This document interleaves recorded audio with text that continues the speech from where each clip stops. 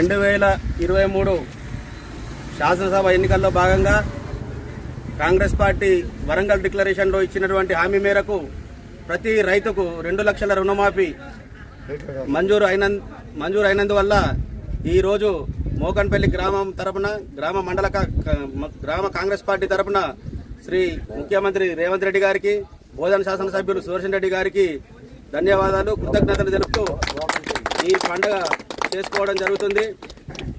ఎవరు కూడా రైతులు అధైర్యపడాల్సిన అవసరం లేదు.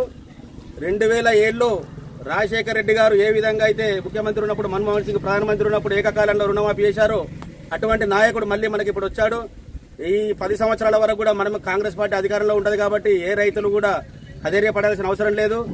రైతుకు ఈ సంవత్సరం ఎవరైతే సన్నాలు వేశారో వాళ్ళకు కూడా బోనస్ ఇవ్వడం తప్పకుండా జరుగుతుంది. రైతు భరోసా గురించి కూడా ఏదో ప్రతిపక్షాలు పిచ్చిగా వాగుతున్నాయి.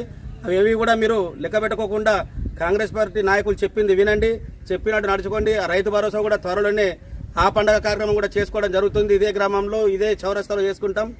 మీరు ఎవరికైనా కానీ ధైర్యంగా చెప్పండి, కాంగ్రెస్ పార్టీ ఉంది మాకు అండగా, మాకు రోజు పండగే, మాకు దండగా కాదని చెప్పండి. ఈ రైతు రుణమాఫీ చేసినందుకు మరొకసారి మన గ్రామం తరపున, కాంగ్రెస్ పార్టీ తరపున ముఖ్యమంత్రి రేవంత్ రెడ్డి గారికి, పెద్దల సుదర్శన్ రెడ్డి ఎమ్మెల్యే గారికి కృతజ్ఞతలు తెలుపుతున్నాను. జై హింద్, జై కాంగ్రెస్ పార్టీ. కాంగ్రెస్